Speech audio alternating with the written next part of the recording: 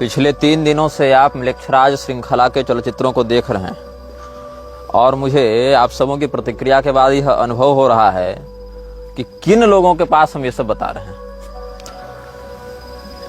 आधे से अधिक लोग डरपोक हैं, कह रहे हैं रात को नींद नहीं आ रही, कह रहे हैं इंटरनेट नहीं चल रहा। ये सब होते रहेंगे।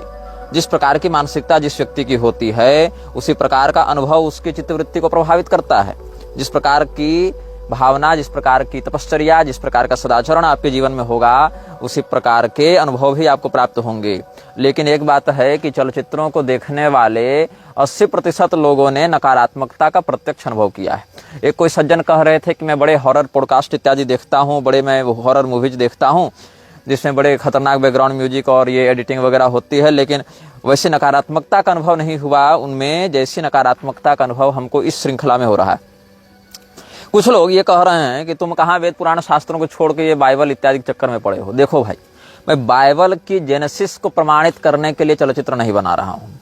दूसरी बात यह है, मैंने बाइबल के जॉन का संदर्भ केवल ईसा को कोट करने के लिए दिया था। अब ईसा की कोई बात है, पैगंबर की कोई बात है, तो उसके लिए बाइबल और कुरान को कोट करना पड़ेगा ना, रेफरेंस देना पड़ेगा ना वहां से कि उसने क्या कहा था। और कुछ लोग तो इतने होशियार हैं कि कह दिया कि ईसा नाम का कोई व्यक्ति नहीं हुआ था। ये भी एक अतिवादिता है इतिहासकारों की, जिसमें सीधे सीधे कह देते हैं कि ईसा नाम का कोई व्यक्ति ही नहीं हुआ था। ये तो कॉन्टेस्टिन ने ईसा के मरने के 300 साल के बाद एक फर्जी काल्पनिक चरित्र गढ़ दिया। देखो, ईसा के नाम पर बहुत कुछ काल्पनिक चल रहा है, लेकिन ईसा नाम का एक वास्तविक व्यक्तित्व भी मृक्षों के यहाँ विद्यमान था। ये एक ऐतिहासिक सत्य है जिसको झुठलाया नहीं जा सकता है। बुक ऑफ इनोक में और बुक ऑफ तोरा में, जिसके अंतर्गत 24 प्रकार की पुस्तकें भी सम्मिलित हो जाती हैं, यही सब पश्चिमामनाय के अंतर्गत आने वाले बहुत से भूत, प्रेत, बेताल इत्यादि की सिद्धि का और उनके स्वरूप का, उनकी उपासना पद्धति का वर्णन मिलता है। अब अगर हमको उनके बारे में बताना होगा तो हम कहाँ से वेद पुराण शास्त्र से बताएंगे। यही कामाख्या क्षेत्र में कितने सावर मंत्र सिद्ध किए जाते हैं। लोना चमारिन इत्यादि के विषय में आप जानते ही होंगे, नाम सुने ही होंगे कभी इन शक्तियों का। तो हम कहाँ से, अब किस पुराण, किस स्मृति में इनका नाम दिखाएं आपको। तो इसीलिए यह समझना चाहिए कि जिस प्रकार के शब्द का हम प्रयोग कर रहे हैं, जिस प्रकार के तत्व का हम वर्णन कर रहे हैं, उस प्रकार के तत्वों का जिस सभ्यता में, जिस भाषा में, जिस प्रकार के लोगों के बीच में व्यवहार होता आया है, वहीं से उसका संदर्भ और वहीं से उसका प्रमाण दिया जाता है। तुमको क्या लगता है, बिना पैशाचिक शक्ति के ही 5-5 अरब मलेच्छ पूरे विश्व में घूम रहे हैं, 6 अरब मलेच्छ घूम रहे हैं और तुम्हारे अंतस चेतना पर इतना प्रभाव डाल चुके हैं कि फुल पैंट शर्ट पहन के खड़े खड़े मूत रहे हो और स्त्रियां जो है शादी से पहले गर्भपात कराए घूम रही हैं बिना पैशाचिक शक्ति के। तुमको लग रहा है अब इससे ज्यादा क्या प्रमाण दे दे तुमको कि गली गली में रील बनाकर लड़कियां जो है सो नाच रही हैं और व्यभिचार फैला रही हैं। इतनी अंदर की मानसिकता तक प्रभाव पड़ जा रहा है। क्यों पड़ रहा है? बिना किसी पैशाचिक शक्ति के। तो जिस पैशाचिक शक्ति के माध्यम से ऐसा हो रहा है, उसका जहां जहां संदर्भ जिस प्रकार से प्राप्त होगा, चाहे अधीत परंपरा से, चाहे अनुभूत परंपरा से, हम उसका वर्णन करेंगे। अगर तुमको इसमें प्रमाण नहीं मानना है तो अपनी कंबल तानो और सो जाओ। तुम्हारे लिए हम थोड़े बना रहे हैं ये सब बातें। कुछ लोग यह भी कह रहे थे कि तुम ये क्या हॉलीवुड की कहानी लेकर बैठ गए हो। देखो भाई, हॉलीवुड की कहानी से प्रेरित होकर मैं मलेच्छराज श्रृंखला को नहीं बना रहा हूं। मलेच्छराज से प्रभावित होकर हॉलीवुड की फिल्में बनती हैं। दोनों बातों को समझो। और कुछ लोग यह भी कह रहे थे कि पैरगमम नाम का एक वास्तविक शहर तो ग्रीस में है और हमने बताया कि पैरगमम कोई वास्तविक स्थान अलग से नहीं है। तो फिर दोनों बातों की संगति कैसे भिड़ेगी? बात ऐसी है कि देवराज इंद्र की नगरी का नाम अमरावती है। देवराज इंद्र के नगरी के नाम से मिलता जुलता एक नगर भारत के तेलंगाना में भी है। तो अमरावती शब्द आ जाने मात्र से हम ये नहीं कह सकते कि देवराज इंद्र तेलंगाना में रह रहे हैं। तो पैरगमम नाम का एक वास्तविक शहर भी है ग्रीस में, लेकिन ये वो पैरगमम नहीं है जहां की मैं बात कह रहा हूं। इसकी एक उपाधि है, जो मलेच्छराज है उसके तख्त की, उसके सिंहासन की उपाधि है, उसके हेडक्वार्टर की उपाधि है पैरगमम।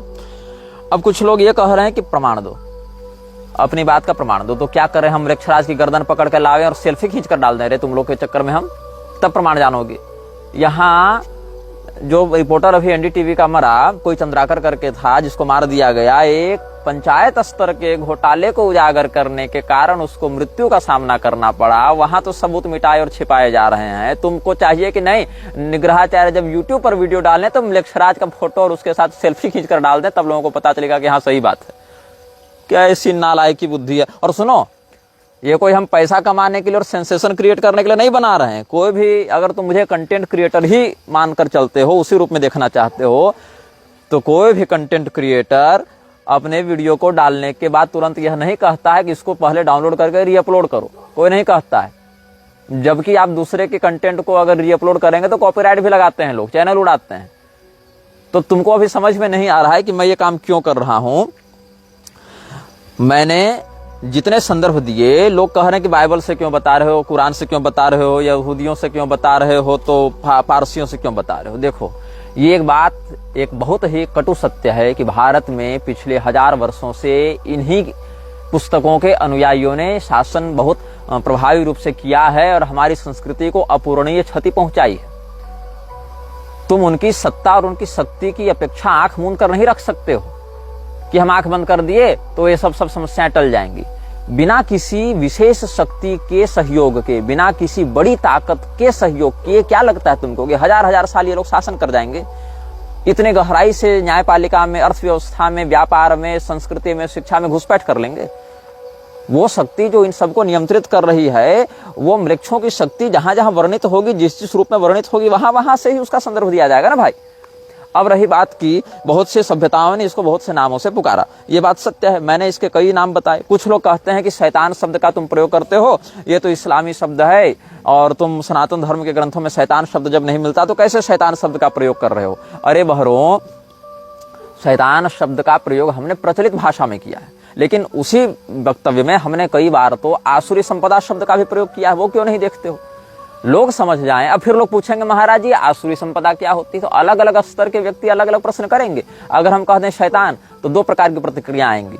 एक व्यक्ति समझ जाएगा मैं क्या कहना चाह रहा हूं, दूसरा व्यक्ति कहेगा कि शैतान शब्द तो संस्कृत का नहीं है, तुम कैसे बोल रहे हो। अब अगर मैं कह दूं आसुरी संपदा तो भी 2 प्रकार के लोग आ जाएंगे। एक जो इसका अर्थ समझ लेंगे वो, और दूसरे वो व्यक्ति जो कहेंगे महाराज जी आसुरी संपदा का क्या अर्थ होता है। तो इसीलिए एक एक व्यक्ति की निजी मानसिक स्थिति और स्तर के आधार पर हम वक्तव्य नहीं दे रहे हैं। हमको जो कहना है वो हम कहेंगे, और जो कह रहे हैं बिल्कुल अनुभव अध्ययन के साथ कह रहे हैं। ये नहीं कि कोई काल्पनिक फैंटेसी और कोई ये पॉडकास्ट देखकर और किसी वेब सीरीज की नकल करके कह रहे हैं, ऐसा नहीं है। अभी हमारे कक्ष में अगर हम वीडियो दिखा दें तो सैकड़ों ग्रंथ पड़े हुए हैं, सैकड़ों पुस्तकें, सैकड़ों देशी विदेशी लेखकों की सारी बातें पड़ी हुई हैं, कहाँ पर क्या है। और उनमें से बहुत कुछ बातें तो काल्पनिक हैं, बिल्कुल हैं, लेकिन बहुत कुछ बातें सत्य भी हैं। जैसे कि बहुत से लोग कड़ी स्वयं जोड़ रहे हैं। एक मैं उदाहरण दूं, कुछ लोग हस्तर का नाम सुनकर कह रहे थे, एक व्यक्ति ने कमेंट किया था कि हस्तर की जो कहानी है वो किसी मराठी लेखक, नारायण नाम के मराठी लेखक से ली गई है, और उस मराठी लेखक ने भी किसी अंग्रेजी लेखक के उपन्यास से उसको ग्रहण किया था, उस भावना को। तो कुल मिला के ये कड़ियां वापस म्लेच्छराज तक ही जाकर जुटती हैं। अब कुछ लोग बता रहे थे कि मैंने जो कहा था जॉन का रेफरेंस देते हुए कि जीसस पर म्लेच्छराज प्रभाव डालने आया था, उस समय तत्कालिक रूप से नहीं डाल पाया था उतना प्रभावी रूप से। तो इसका कारण यह है कि इस्लाम के प्रवर्तक के जीवन में जितना खून खराबा और बलात्कार और इस प्रकार के आतंक की बाहुल्यता देखने को मिली है, उतने आतंक की बाहुल्यता ईसा के निजी जीवन में नहीं थी। इसीलिए ईसा जो है वह म्लेच्छ होने के बाद भी पैगंबर की तुलना में सौम्यतर म्लेच्छ था। इसीलिए उसकी मानसिकता का भेदन करने में म्लेच्छराज उतने प्रभावी रूप से तात्कालिक दृष्टि से सफल नहीं हुआ जितने की उससे अपेक्षा थी। इसीलिए तो 300 साल अपनी शक्ति को जगाता रहा।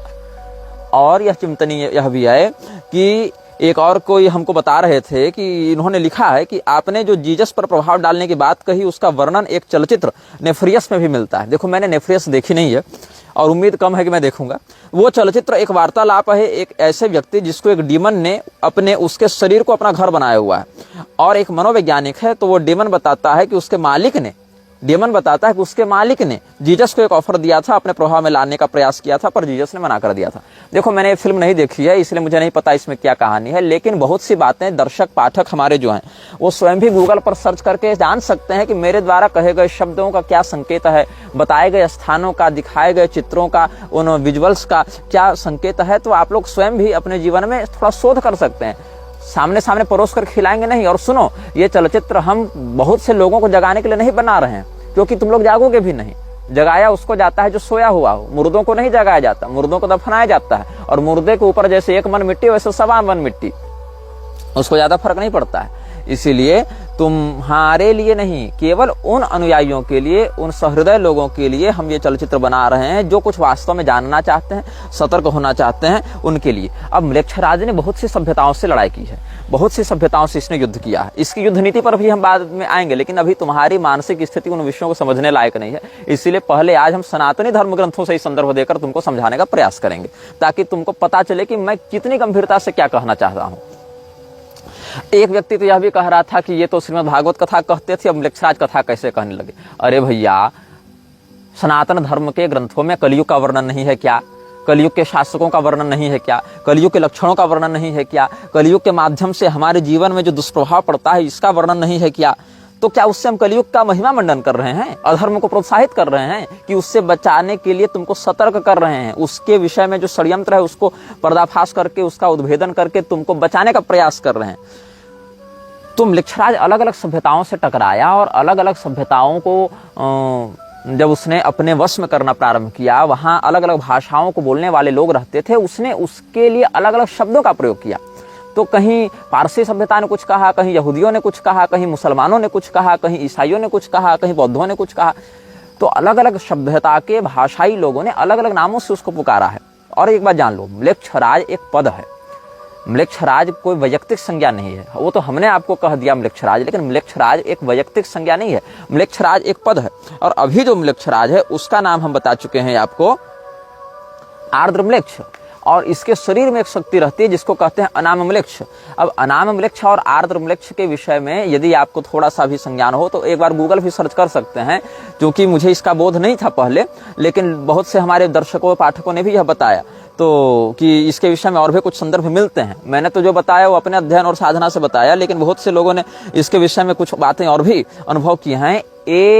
ANAMMLECH या इसी प्रकार की कोई स्पेलिंग आप टाइप करेंगे, अनाम ANAM और म्लेच्छ।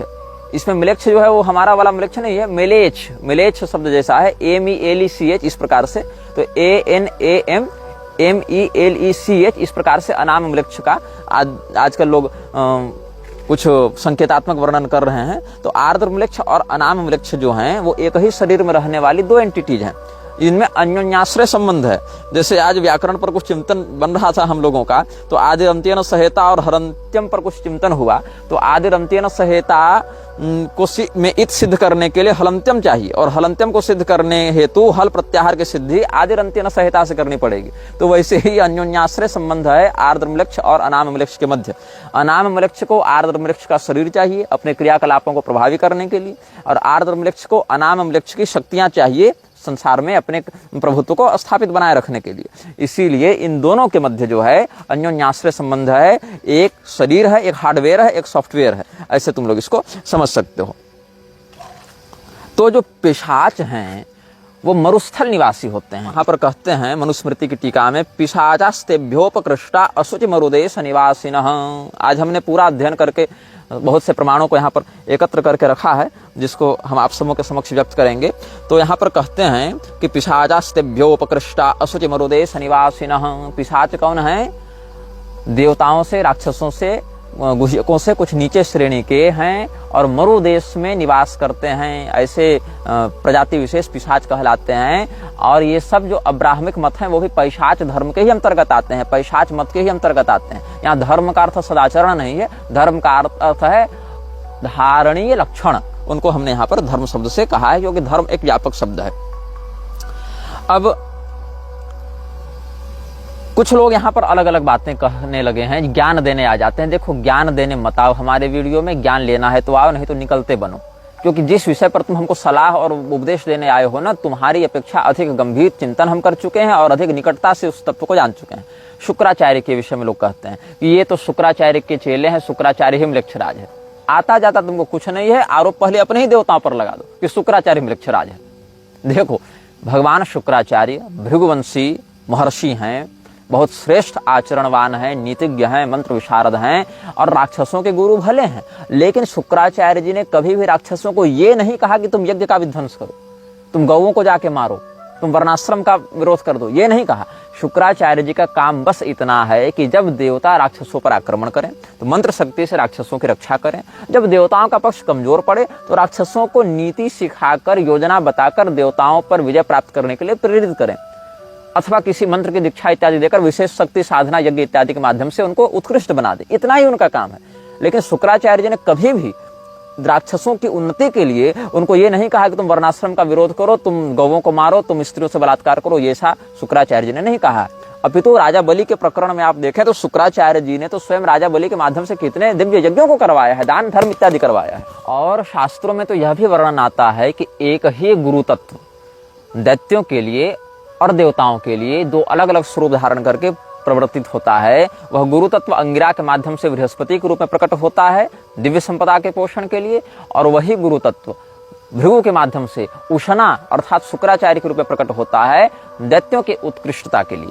तो ये बात है। शुक्राचार्य जी की जो आंख फूट गई थी राजा बलि जब वामन भगवान को 3 पग भूमि का दान कर रहे थे, तो शुक्राचार्य जी के नेत्र जो वहां पर विदीर्ण हुए हैं वो एक आंख का आश्रय लेकर लोग इल्यूमिनाती को घुसा रहा, ऐसी बात नहीं है। शुक्राचार्य जी की वो नेत्र भगवान की कृपा से फिर ठीक भी हो गए थे, ऐसा नृसिंह पुराण में वर्णन है। तो शुक्राचार्य जी को म्लेच्छराज मत बताओ, तुम कुछ जानते नहीं हो इस विषय में। अब की आप शुक्र नीति पढ़ेंगे, शुक्र नीति सार पढ़ेंगे तो वहीं से आपको हम बता देते हैं शुक्राचार्य जी का क्या मत है म्लेच्छों के विषय में। त्यक्त स्वधर्माचरणा निर्घृणा परपीड़का चंडाश्च हिंसका नित्यम म्लेच्छास्ते विवेकिनः। जो अपने आचरण को अपने स्वधर्म मतलब अपने जातिगत, कुलगत, वर्णगत धर्म का परित्याग करके निर्दयता पूर्वक दूसरे व्यक्ति को पीड़ा देते हैं, जो अत्यंत प्रचंड स्वभाव वाले हैं, हिंसक हैं और जो सदैव दूसरे को कष्ट देते रहते हैं, ऐसे अविवेकी व्यक्ति को म्लेच्छ कहते हैं। अर्थात शुक्राचार्य जी की दृष्टि में म्लेच्छ कोई बहुत सम्माननीय और श्रेष्ठ तत्व नहीं है, अविवेकी लोगों को ही शुक्राचार्य जी ने म्लेच्छ माना है। और जैसा कि हमने आपको बताया था कि अनाम वृक्ष की ज्योति, वृक्षराज की ज्योति अपने हृदय में स्थापित करने के साथ ही उसकी चाकरी शुरू होती है। तो अब भारत में भी एक संस्था कार्य कर रही है जो शरीर के अंदर एक दिव्य ज्योति की स्थापना करवा रही है। उस संस्था का नाम जानते हैं? प्रजापिता ब्रह्मा कुमारी। कभी सर्च करना, यार बहुत से लोगों के वीडियो भी हैं उसके छल से जो बच के भाग के बाहर निकले ना उसके चंगुल से। प्रजापिता ब्रह्मा कुमारी वाले क्या कर रहे हैं? हृदय में ज्योति की स्थापना करवा रहे हैं। किसकी ज्योति है जरा पता करना वो। अब आगे तुम लोग को भी होमवर्क देंगे, सब हम ही बताएंगे तो सबूत मांगने आओगे। और सबूत देने के लिए तुम लोग हो कौन जो हम तुमको सबूत देने जाए? तुम पर हमारा एहसान है कि कृपा करके इतना बता दे रहे हैं, ताकि कुछ लोग, अगर 1 लाख व्यक्ति भी वीडियो देख रहे हैं उसमें एक व्यक्ति भी अगर सतर्क होता है, सुधरता है, तो हमारे बल को बढ़ाएगा। बस हमारा यही लोभ है, हमारा यही स्वार्थ है। अब आगे हम दक्ष प्रजापति के विषय पर भी चिंतन कर देते हैं कि बकरे का माथा देखकर लोग दक्ष प्रजापति ही लूसीफर है, दक्ष प्रजापति ही बेफोमेट है, ये सब कहने लग जाते हैं। ऐसी बात नहीं है। दक्ष प्रजापति देवराज इंद्र, अग्निदेव इत्यादि से भी श्रेष्ठ स्तर के प्रजापति हैं, वो देवता हैं। जहां अग्नि का ब्रह्म रूप में वर्णन है वहां के अतिरिक्त हम कह रहे हैं जो वसुमंडल में अग्नि है, आदित्य मंडल में इंद्र है, वहां से आदित्य मंडल वसुमंडल के देवताओं से उत्कृष्ट स्थान दक्ष प्रजापति का है। और दक्ष प्रजापति भगवान महादेव के बड़े सुंदर भक्त रहे हैं एक समय में। वो तो भगवती के रोष के कारण, भगवती के निर्माल्य के तिरस्कार के कारण उनको शिवद्रोह वाली मति आ गई, इसीलिए भगवान महादेव ने थोड़ा उनको अनुशासित कर दिया, बस इतनी सी बात है। और बकरे का माथा उनके माथे में लगा दिया, लेकिन वह बकरे का माथा भी पुनः ठीक हो गया था जब प्रचेता के पुत्रों के रूप में दक्ष प्रजापति ने अपना पुनर्जन्म लिया है। और दक्ष प्रजापति स्मृतिकार भी हैं, दक्ष स्मृति है उनकी। स्मृतिकार मतलब भारतीय जो मानवीय सभ्यता है, वृक्षों पर तो हम विवेक का विश्वास नहीं कर सकते, लेकिन जो भारत भूमि की पवित्र भारतीय प्रजा है, जो हमारे सनातन धर्मावलंबी हैं, उन लोगों के लिए धर्म का क्या अनुशासन है, इसको व्यक्त करते हुए जो स्मृतियों की बात आती है सनातन धर्म में, उन स्मृतियों में से एक स्मृति भगवान दक्ष की भी है। इसलिए दक्ष प्रजापति म्लेच्छराज नहीं है, इल्यूमिनाती नहीं है। ये सब जो दिव्य शक्तियां हैं इनको तुम केवल आजकल के पॉडकास्ट वाले कॉन्स्पिरेसी थ्योरिस्ट के साथ जोड़कर भ्रमित मत हो जाओ। कुछ लोग यह भी कह रहे थे कि असूर्या जो है, असूर्या नाम ते लोकामधेन तमसावृता, ये भी एक अच्छा लिंक वो जोड़ रहे थे। खैर, अब कुछ लोग कह रहे हैं कि किलवी से ही म्लेच्छराज है कि आप देखो शक्तिमान उठा कर ले आए। मतलब ऐसे ऐसे लोग प्रश्न कर रहे हैं। देखो, सभी प्रश्नों का उत्तर समयानुसार मिलेगा। तुम्हारे कहने मात्र से हम जो 100 श्रृंखला तक जा सकता है जो विषय, हम तुम्हारे कहने से कमेंट टाइप करके सबको नहीं बताते रहेंगे ना। देखो, संस्कृत में जो है किलविश शब्द पाप का पर्यायवाची है। जैसे पाप है, अघ है, वैसे ही दुष्कृत है, वैसे ही कलमश, किलविश और कश्मल, ये सब शब्द जो हैं वो पाप के पर्याय हैं। तो पाप के बाहुल्यता से कलयुग बढ़ता है, पाप ही कलयुग का स्वभाव है, और पाप का पर्याय है किल्बिष। तो इस प्रकार से कह दिया गया कि तमराज किल्बिष। ऐसे तमराज किल्बिष तो काल्पनिक चरित्र हो गया, लेकिन ठीक है, अगर म्लेच्छराज को समझना चाहते हो तो प्रारंभिक बालकों के लिए वो भी सही है। लेकिन किल्बिष शब्द संस्कृत में पाप का पर्याय है। किल्बिष, कलमश और कश्मल, ये सब शब्द पाप के पर्याय हैं। अब लोग ये कह रहे थे कि भारत में म्लेच्छराज कहाँ रहता है, इसके विषय में तुमने बताया नहीं। देखो, भारत में आया था म्लेच्छराज, और म्लेच्छराज भारत में एक ही स्थान पर विशेष करके अपना प्रभाव जमा पाया। उस स्थान में दिव्य मंत्रों का प्रयोग करके, जैसे किवाड़ लगाते हैं ना, ग्रिलिंग करते हैं, किवाड़ से किसी चीज को बांधते हैं, सांकल लगाते हैं, तो मांत्रिक लोहे के सांकलों से उस स्थान को देवताओं ने कीलित कर दिया। उसको कहते हैं लोहारगल तीर्थ। और लोहारगल तीर्थ में जो है भगवान वराह उस म्लेच्छराज को कैद करके रखे हुए हैं। उसकी शक्ति को, वो तो कोई ऐसा नहीं कि एक जगह शरीर में बंद कर दिए तो बंद हो गया, मतलब उसके जो ऊर्जा केंद्र हैं, जो उसके मेन पावर हाउस हैं, सर्वर्स हैं, पावर ग्रिड्स हैं, उनमें से एक पावर ग्रिड भारत में लोहारगल तीर्थ में है। तो वराह पुराण में भी इसका संकेत आपको प्राप्त हो जाएगा, जहां पर भगवान वराह ने पृथ्वी देवी को बताया है कि देखो वहां म्लेच्छराज का स्थान है, और उस स्थान को छोड़कर मैं कहीं जाता नहीं हूं, मतलब उसका वहां पर मैं बंधन करके रखा हुआ हूं। स्थानम लोहारगलम नाम म्लेच्छराज समाश्रितम क्षणम चापि न मुंचामि एवमेतन न संशय। ये वराह पुराण में बताया जा रहा है। तुमको लग रहा था कि हम केवल फैंटेसी स्टोरीज बता रहे हैं, अभी तुमको अंदाजा नहीं कि हम क्या बता रहे हैं और उसका आगे क्या विषय कहाँ जुड़ने वाला है। अब इसमें यह समझ में आना चाहिए कि म्लेच्छराज शब्द यहाँ केवल अहिर्मान या आर्द्रम्लेच्छ या अनामम्लेच्छ के लिए नहीं है। म्लेच्छराज एक पद है। किसी समय इस पद पर कालेवन भी बैठा, किसी समय इस पद पर जो लोहिताक्ष है वह भी बैठा। मतलब ये गद्दी है, ये एक थ्रोन है, और जो भी उतने स्तर का पापी होता है, उतने स्तर का प्रभुत्वशाली होता है, वो कभी न कभी इस म्लेच्छराज की गद्दी पर बैठता है और उसकी शक्तियों का आस्वादन करता है। तो हम आपको अब यहां से कुछ सनातनी संदर्भ देते जाएंगे, जिसको बहुत ध्यान से आप सुनिएगा। अभी तो म्लेच्छराज का दामाद भारत का राजा बनने वाला है, अभी तुरंत नहीं बनेगा, लेकिन भारत के एक राजा से म्लेच्छराज अपनी बिटिया ब्याहने वाला है, और सारे कुछ हम प्रमाण के साथ तुमको बताएंगे। सबसे पहले हम तुमको बताएंगे युग पुराण से। युग पुराण गर्ग मुनि का लिखा हुआ एक बहुत प्राचीन ग्रंथ है। अच्छा, उससे पहले बताता हूं भगवान श्री रामचंद्र जी के समय म्लेच्छराज था कि नहीं। भगवान श्री रामचंद्र जी के समय भी एक म्लेच्छराज था, जिसने राजा दशरथ पर आक्रमण किया था, लेकिन राजा दशरथ ने उसको पराजित करके भगा दिया था। बाद में म्लेच्छराज वापस आया नहीं, और म्लेच्छराज जब वापस आया तब कौन सा समय चल रहा था? भगवान श्री रामचंद्र जी वनवास में थे, और उन्हीं के भाई भरतलाल जो हैं वो भगवान के आगमन की प्रतीक्षा में थे। भगवान की चरण पादुकाएं अयोध्या जी की गद्दी पर प्रतिष्ठित थी। तो म्लेच्छराज ने सोचा कि अभी तो राजा दशरथ परलोक जा चुके, और राम जी जंगल में हैं, लक्ष्मण जी जंगल में हैं, भरत जी जो हैं वो मतलब तपस्या में हैं, भगवान के विरह में आतुर हैं, शत्रुघ्न जी अकेले कितना संभालेंगे, अभी सही समय है आक्रमण करने का। तो सुनो, भुषुंडी रामायण के दक्षिण खंड में इसका वर्णन मिलेगा। अध्याय नहीं बताऊंगा, तुम खुद खोजना, सब कुछ थाली में परोस के और तुम्हारे मुंह में खिलाऊंगा नहीं, कुछ स्वयं अध्ययन करो, और नहीं करना है तो मेरी बात का विश्वास करो कम से कम, नहीं तो फिर यही तुम लोग आलसी और प्रमादी हो जाते हो, अविश्वासी हो जाते हो। तो वहां पर क्या हुआ कि जब म्लेच्छराज ने आक्रमण किया तो नेपाल की ओर से अयोध्या घुसा, नजदीक पड़ गया उसको, तो नेपाल की ओर से अयोध्या घुसा और आक्रमण किया और भयंकर आतंक मचाया। तो सब लोग जाकर भरतलाल जी से प्रार्थना किए कि देखिए आप बचाइए। बोले देखो हम राजा हैं नहीं, राजा राम जी हैं, राजा रामचंद्र जी जंगल में हैं, तो उनके प्रतिनिधि के रूप में उनकी चरण पादुकाएं ही अयोध्या का शासन कर रही हैं, तो भगवान ही सबको देख रहे हैं, सब कुछ देख रहे हैं, वही बचाएंगे। तो सभी लोगों ने मिलकर 5-7 श्लोकों में भगवान की चरण पादुका से निवेदन किया। वो सारे श्लोक भी मैं जानता हूं, लेकिन अभी बताऊंगा नहीं, विषय लंबा हो जाएगा।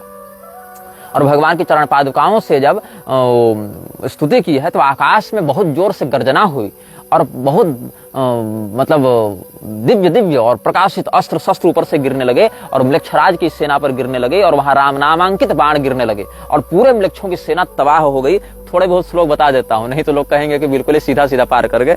थोड़े बहुत श्लोक बता देता हूं। तो वो सब जब रोने लगे कि कहां से ये आकाश में बारिश हो रही है, तो महोल्कानां ज्वलन्तीनां विनिपातात् समं ततः ज्वलन्ति ध्वजवस्त्राणि दृश्यन्ते रथमूर्धसु धावतां गर्जमानानां गजानां सर्ववृष्टिषु हयानां हृष्यमाणानां शरणं नाशकं च न। वृक्षों के हाथी घोड़े सब के ऊपर जब बारिश होने लगी बाणों की, तो ये कहां से आ गया, जैसे आग की बारिश हो रही हो। तो ये सब वृक्ष आतंकित हो गए, हाहाकार करके भागने लगे। तो केचिदास्कस्मिक वृष्टिमायुधानां समं ततः समालोक्य सुवित्रे सुरहताः स्मृतिवादिनः, हाय हम मारे गए, ऐसा कहते हुए मृक्षराज के सारे सेनापति और सारे सैनिक मर गए, कुछ भाग गए और कुछ तो भगवान श्री रामचंद्र जी के नाम को लेते हुए और दुहाई लगाते हुए, राम जी की दुहाई लेते हुए भाग गए और कहा कि नहीं, हम अयोध्या पर आक्रमण नहीं करेंगे। तब सबों ने सोचा कि भाई कहाँ से ये बाण वृष्टि हुई। तब कहा गया राम जी की चरण पादुका केवल 100 पीस में म्यूजियम में थोड़े रखी हुई है, वो मतलब राम जी स्वयं बैठकर शासन कर रहे हैं, तो इसीलिए अब हम कभी अयोध्या पर आक्रमण नहीं करेंगे, ऐसा वो मृक्ष राज के सैनिक कहते हुए भाग गए हैं। तो सुन लो, 3-4 श्लोक उदाहरण के लिए दे देता हूं। केचित् दैव कृतं मत्वा कदनं घोरमात्मनः इतो नैवं करिष्याम इत्याभाष्य विनेश्वरे नष्टेषु म्लेच्छराजस्य सैन्येषु सह नायकैः मृते च राक्षसानीके शेषाः केचिद् विदुद्रुवुः गृहीत वैशसाः केचिद् राजानः परपक्षकाः भग्न संकल्प संयोगा दुद्रुवुः समराजिरात्। और भी बहुत से राजा लोग आए थे ना अयोध्या पर आक्रमण करने के लिए, तो वहां पर सब लोग मतलब भग्न संकल्प हो गए, मृक्षराज के अधीन होकर जितने राजा लड़ने आए थे कि हम भी अयोध्या वालों से लड़ेंगे, हम भी लड़ेंगे, वो सब भाग गए। अब सुनो, धर्मशास्त्र का इतिहास जो है, जो वीपी काणे जी ने लिखी थी, हालांकि उनके लिखन में बहुत कुछ हमने त्रुटियां पाई हैं, लेकिन इस विषय में उन्होंने अच्छा लेखन किया युग पुराण के विषय में, जहां पर वो कहते हैं कि शूद्र लोग प्रणव के साथ आहुति डालेंगे और उस समय अमलात नाम का या आम्राट नाम का एक मृक्षराज होगा, उसकी लाल लाल आंखें होंगी। हमने जो अनाम वृक्ष का चित्र डाला था उसके भी लाल लाल आंखें थी बहुत ज्यादा, वो उसका वैसा ही वर्णन प्राप्त भी होता है और अनुभव में भी देखा जाता है। तो ये इन्होंने युग पुराण के विषय में भी लिखा है, वहां से भी हम आपको संदर्भ देंगे। और एक संदर्भ हम आपको देंगे, यदि आपको पता होगा, पंडित गोपीनाथ कविराज के विषय में, बहुत अच्छे साधक, बहुत अच्छे विद्वान, बहुत परंपरागत सम्मानित अध्येता रहे हैं सनातन धर्म में, और बहुत पुराने भी नहीं है, 2 पीढ़ी पहले के हुए हैं हमारी पीढ़ी से देखें तो पंडित गोपीनाथ कविराज जी जो हैं, महामहोपाध्याय भी उनके नाम के आगे लगता था, बड़े प्रसिद्ध विद्वान रहे। उन्होंने तांत्रिक साहित्य नाम का एक संकलन ग्रंथ लिखा था, जिसमें तंत्र ग्रंथों का परिचय लिखा था। उसमें उत्पत्ति तंत्र के अंतर्गत उन्होंने मृक्षराज का वर्णन किया है, संकेतात्मक किया है कि मृक्षराज का काल कैसा है, क्या है, इस प्रकार से उन्होंने वर्णन किया है। तो उत्पत्ति तंत्र का जहां पर वर्णन कर रहे हैं तांत्रिक साहित्य के पृष्ठ 77 में, वहां कह रहे हैं मृक्षराज का काल कथन, इस प्रकार से उन्होंने उसमें अनुभाग दिया है। अब हम आपको बता रहे हैं, अच्छा, बृहत पाराशर होरा शास्त्र में भी एक योग बनता है। उस योग में जिस व्यक्ति का जीवन फंसता है, विशेष करके मृक्षराज केतु की जिसकी उत्कृष्ट दशा होती है, उसको अपने वश में करने का प्रयास करता है और उसको बहुत पुरस्कृत करता है। इसका भी एक आपको हम प्रमाण दे ही देते हैं बृहत पाराशर होरा शास्त्र से भी। थोड़ा आपको मैं श्लोक बता देता हूं। क्षमा कहते हैं पृथ्वी को, क्षमापति कहते हैं राजा को, भूपति, क्षमापति, क्षमा और क्षमा दोनों शब्द हैं। तो क्षमापति मतलब राजा, भूपति, तो म्लेच्छ क्षमापति, म्लेच्छ क्षमापति मतलब मृक्षराज। तो संस्कृत का जो अध्ययन करते हैं, पर्यायों को समझते हैं, वो समझ जाएंगे मैं क्या कह रहा हूं। तो श्लोक देखिएगा, केतु भुक्ति महादशा वर्षाणी, वहां फल देखिएगा, केतु कृष्ट दशा करोति विजय क्रूर क्रियार्थागमम म्लेच्छ क्षमापति लब्ध भाग्य कवन प्रारंभ शत्रुच्छयान केतु पाप दशाति कष्ट विफलानर्थक क्रिया योग हृच्छूला स्थित ज्वर कंपन द्विजन द्वेषाति मूर्ख क्रिया। केतु की उत्कृष्ट दशा में विजय, क्रूर कर्म से धन प्राप्ति और मृक्षराज से भाग्य वृद्धि और शत्रुनाश होता है। ऐसा पूर्व खंड के 32वें अध्याय में, मतलब 32वें अध्याय में केतु भुक्ति महादशा वर्ष का जहां फल बता रहे हैं पराशर मुनि, वहां कहते हैं कि जिसकी ऐसी दशा होती है, क्रूर कर्म से धन प्राप्त करता है और मृक्षराज की कृपा से उसके भाग्य में बड़ी सुंदर वृद्धि होती है, बड़ा भाग्य उसका चमक जाता है। तो सोच लो कि केवल तुम जो कहते हो ना कि फैंटेसी सुना रहे हैं, अरे मूर्खों, फैंटेसी सुनाने के लिए हम यहाँ नहीं बैठे हैं। बात मानना है मानो, नहीं मानना है तो रसातल जाओ। कुछ लोग कह रहे थे कि मृक्षराज तो तुम्हारी कल्पना है। सुनो, बड़ी गंभीरता से समझा रहा हूं। मृक्षराज भी यही चाहता है कि तुम उसे काल्पनिक समझो, क्योंकि जब तक तुम उसे काल्पनिक समझोगे तब तक उसका बल बहुत निर्बाध और निष्कंटक रूप से अभिवृद्धि को प्राप्त होता रहेगा। अब हम युग पुराण की चर्चा कर रहे थे। युग पुराण पर हम बताते हैं, उस समय एक मृक्षराज का यहाँ पर वर्णन मिलता है जिसका नाम था आम्राट, और उसकी आंखें बड़ी लाल थी, इसलिए उसको लोहिताक्ष भी कहते थे। तो ततो रणे धनु मूलो भविष्यति महाबलः आम्राटो लोहिताक्षेति पुष्पनामं गमिष्यति सर्वे ते नगरं गत्वा शून्यमासाद्य पर्वतम। और अर्थलुब्धाश्च सर्वे भविष्यन्ति महाबला। जितने भी लोग उस समय होंगे वो अर्थलोलुप होंगे, क्योंकि मृक्षराज पैसा बहुत दे देता है तो लोग अर्थलोलुप हो जाते हैं। ततस्स म्लेच्छ आम्राटो रक्ताक्षो रक्त वस्त्रभृत, लाल रंग का कपड़ा पहने हुए लाल रंग की आंखों वाला वह म्लेच्छ राजा व म्लेच्छ नृप आम्राट जनमादाय विवशम परम उत्सादयति, लोगों को बलपूर्वक अपना गुलाम बनाकर बहुत कष्ट देगा। और वो क्या करता है, ततो वर्णांस्तु चतुरः स नृपो नाशयिष्यति, चारों वर्णों को वह व्यक्ति नष्ट करने के लिए तत्पर रहेगा। कौन? म्लेच्छ नृप।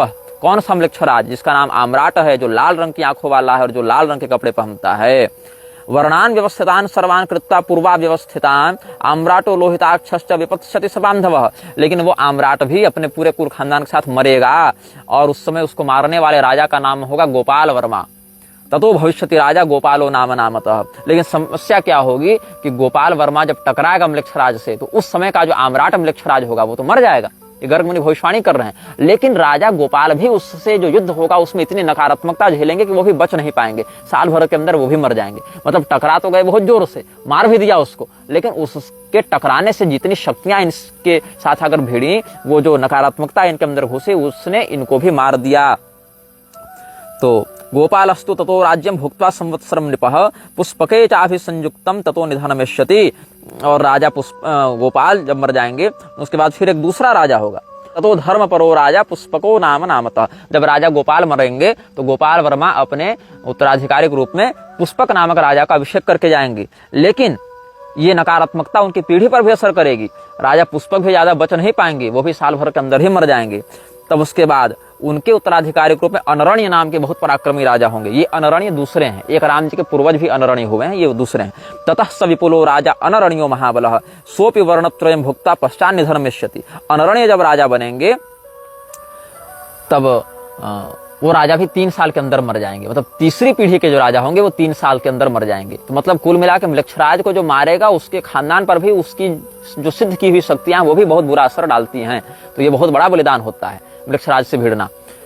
यहाँ तक कि म्लेच्छराज को सीधे सीधे कलयुग का बल प्राप्त होता है ना, इसलिए भगवान कृष्ण ने भी जब कालयवन से युद्ध किया है, ऐसे सीधे तो युद्ध नहीं किया है, तो भगवान भी कहते हैं कि म्लेच्छराज भयत्रस्तो गतो द्वारवतीम पुनः। आपको ये देवी भागवत के 4 स्कंद के 25वें अध्याय में वर्णन मिलेगा, जहाँ भगवान कृष्ण भगवान महादेव जी से संवाद कर रहे हैं।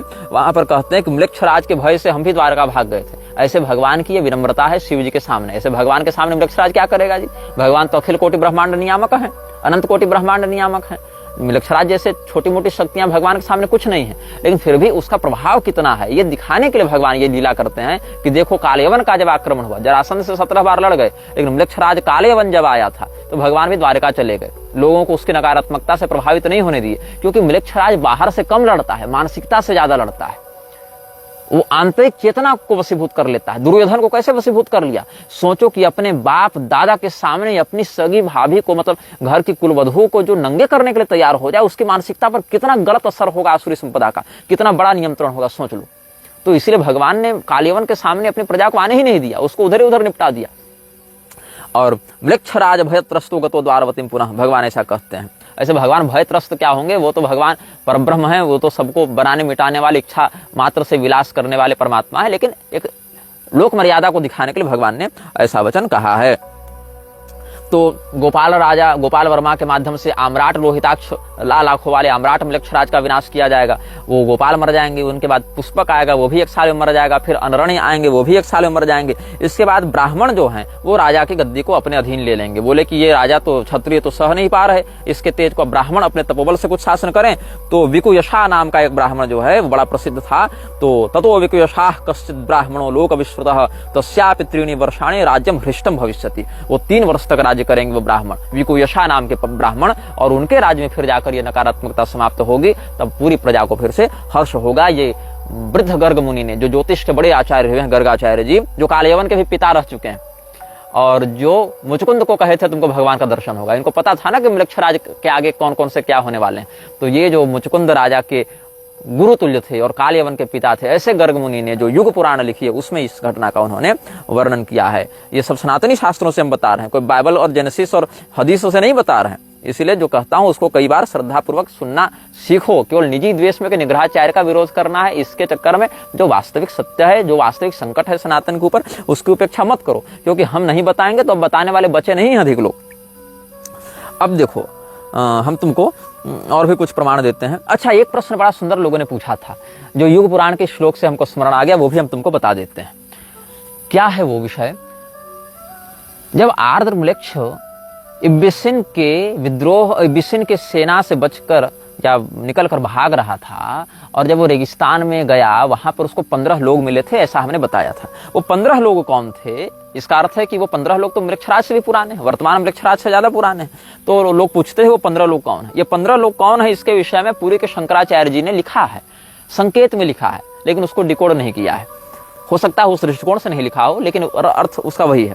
जब हम युग पुराण का प्रमाण आपको दे रहे थे, इसमें इस प्रसंग के प्रारंभ में एक वचन आया है, अर्थ लुब्धाश्चते सर्वे भविष्यन्ति महाबला, कि मृक्षराज का प्रभाव विशेष करके उन लोगों पर पड़ता है जो अर्थ के लोभी हैं, पैसे पर जिनकी नजर रहती है। और दूसरी बात यह है कि जो हमने आपको बृहत पाराशर होरा शास्त्र वचन दिया, वहां भी वर्णन है, म्लेच्छमापति लब्ध भाग्य कवन प्रारंभ शत्रुक्षयान। मृक्षराज की कृपा से उस व्यक्ति को बहुत पैसा मिलता है, और उसको क्रूर क्रियार्थागमम, क्रूर क्रिया से पैसा बहुत मिलता है। तो जो व्यक्ति अर्थ लोलुप है, पैसे के प्रति लोभी है, उसको मृक्षराज बहुत जल्दी अपना गुलाम बना लेता है, उसकी उस कमजोरी को पकड़ के। तो ये 15 जो लोग उसको मिले थे, वे कलयुग के अलग अलग सत्ताओं के 15 प्रतिनिधि हैं। ये 15 कौन हैं, ये भी अब मैं आपको बता देता हूं। इसमें कहते हैं, पूरी शंकराचार्य जी ने एक ग्रंथ लिखा था, रथारूढ़ श्री जगन्नाथादि के दर्शन तथा स्पर्शादि की अधिकार मीमांसा। करपात्री स्वामी जी ने भी इस विषय में बहुत कुछ लिखा है। तो श्रीमद् भागवत महापुराण के 11वें स्कंध के 23वें अध्याय से बता रहे हैं भगवान श्री कृष्ण उद्धव जी को। वहीं से आप देखिए, स्तेयम हिंसा नृतम दंभः कामः क्रोधः स्मयो मदः भेदो वैरमविश्वासः संस्पर्धा व्यसनानि च एते पंचदशानर्था ह्यर्थमूला मता नृणाम तस्मादनर्थमर्थाख्यम श्रेयोर्थी दूरतस्तजेत। एक 15 में से एक क्या है? चोरी का अधिष्ठाता है, आपके मन में चोरी करने का भाव डालेगा। दूसरा वह शक्ति है, दूसरी शक्ति जो आपके मन में हिंसा करने की प्रेरणा देगी। तीसरी शक्ति आपके मन में झूठ बोलने की प्रेरणा देती है। चौथी शक्ति आपके मन में दंभ का विस्तार करती है। पांचवी शक्ति आपके मन में काम की वासना को बहुत बढ़ा देती है। छठी शक्ति आपके मन में क्रोध को बहुत बढ़ा देती है। सातवीं शक्ति आपके मन में गर्व को बहुत बढ़ा देती है। आठवीं शक्ति आपके मन में मद, एकदम मतलब क्या, मतवालापन, अपने आगे किसी को नहीं समझना, उसको बढ़ा देती है।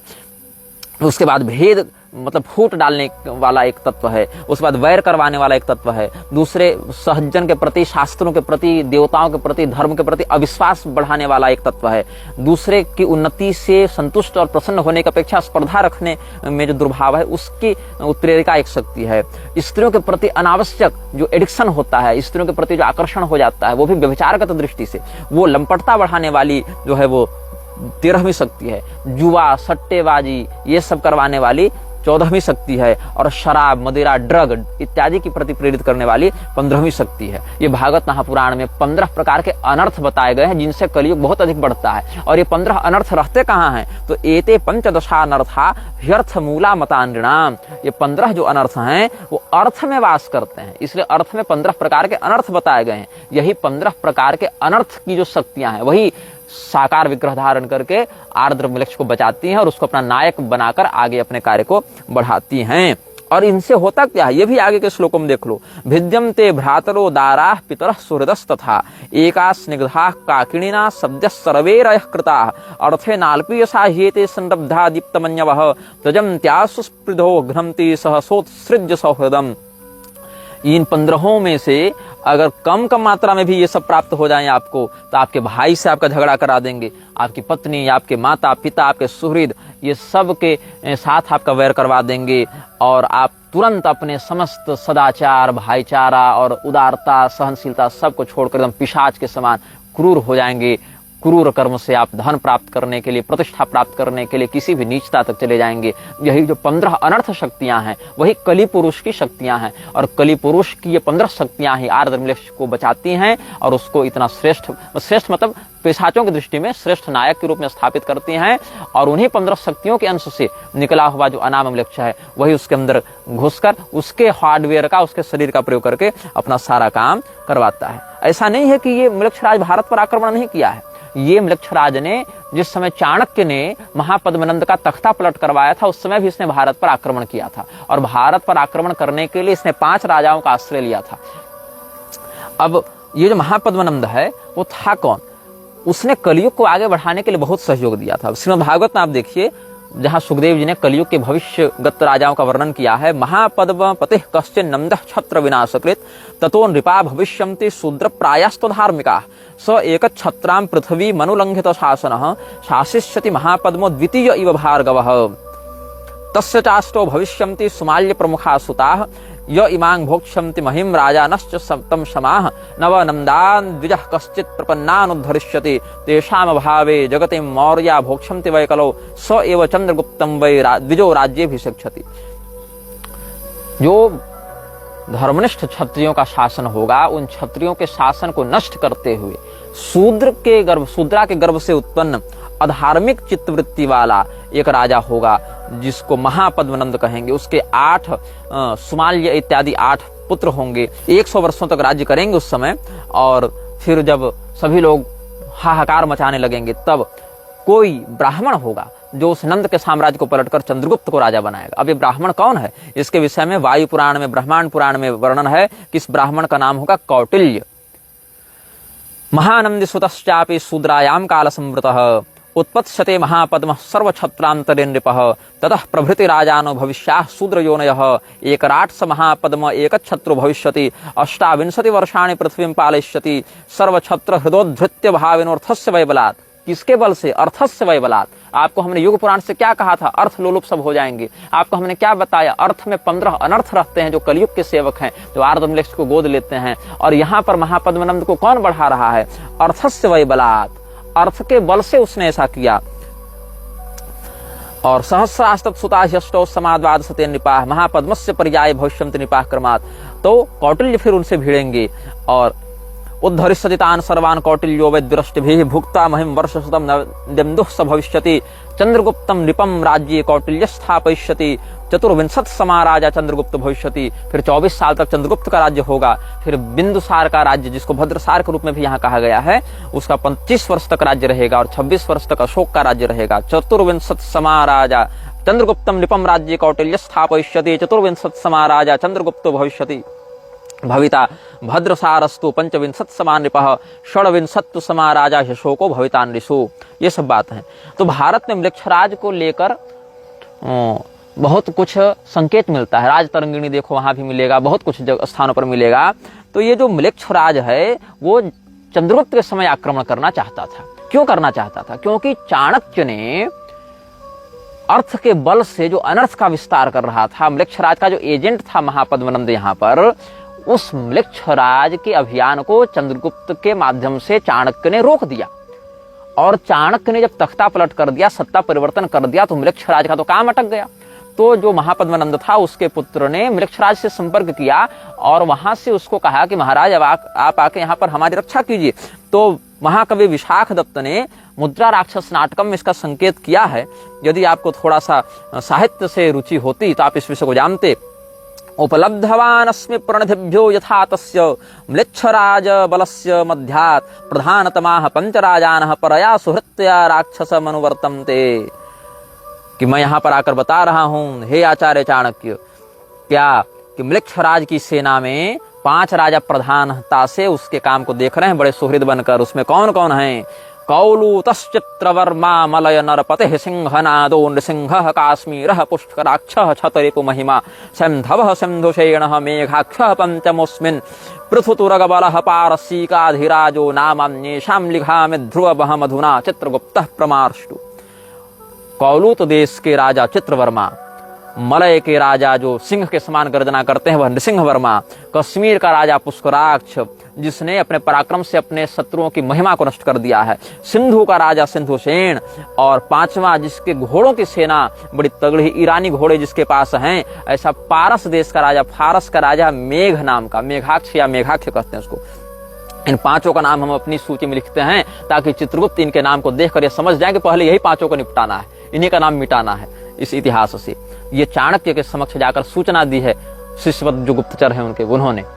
तो म्लेच्छराज उस समय आ रहा था, लेकिन भगवत कृपा से चाणक्य ने अपनी नीति कुशलता और तपोबल से म्लेच्छराज को भारत में आने नहीं दिया। तब पुनः म्लेच्छराज ने विक्रमादित्य के समय आक्रमण किया है, और विक्रमादित्य के जन्म से ठीक कुछ समय के पहले ही, या उस समय जब वो बच्चे थे, तो कालकाचार्य जो हैं वो म्लेच्छराज को लेकर आए थे, और फिर विक्रमादित्य ने वेताल सिद्धि इत्यादि के आश्रय से फिर बहुत दिव्य महाविद्या साधना इत्यादि भी करके, और शिवांश थे भी, शिवमुख गुह्यक के अवतार थे भी वो, तो इसीलिए अपने दिव्य पराक्रम से महाराज विक्रमादित्य ने म्लेच्छराज को पराजित किया, और वो एक प्रकार से उसका वध ही कर दिया था म्लेच्छराज का। लेकिन चूंकि हमने बताया वो कई बार अपने शरीर को बदलता है और पुनः जीवित होता है, वो असेंबलिंग फिर से करता है, तो वो बच गया। और वो म्लेच्छराज अब भविष्य में आगे कहां पर आएगा, किसके साथ क्या करेगा, इसके विषय में हम आपको आगे बताएंगे। अभी आपको ज्यादा बता देंगे तो आप फिर उन विषयों को भूलने लगिएगा जो हमने कहा है। इसीलिए हम कहते हैं इन चलचित्रों को ध्यान से देखिएगा, ये मजाक नहीं है, सत्य घटनाओं पर आधारित बिल्कुल प्रामाणिक बात है। आप हमारी कई बातों को क्रॉस वेरीफाई करने के लिए गूगल में सर्च कर सकते हैं, किसी ने लिखा होगा तो कुछ मिल ही जाएगा आपको, लेकिन अगर नहीं मिलेगा तो हम आपको प्रमाण देने के लिए बाध्य नहीं है, क्योंकि जिस विषय को 10-10 साल पढ़ के, जप के, चिंतन करके हमने समझा है, सीखा है, जाना है, उसको एक कमेंट बॉक्स में हम आपको प्रमाणित नहीं कर सकते हैं, क्योंकि आप उस स्तर पर अभी नहीं पहुंचे। इसीलिए या तो विश्वास करें या तो चैनल से बाहर चले जाएं। यह वीडियो जल्द ही हटा दिया जा सकता है। कृपया थर्ड पार्टी ऐप्स का उपयोग करके डाउनलोड करें। आप इस वीडियो को अपने चैनल पर फिर से अपलोड भी कर सकते हैं।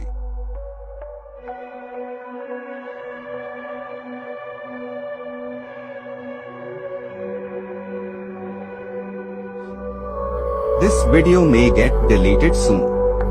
Please download using third-party apps. You may also re-upload this video on your channels. Thank you.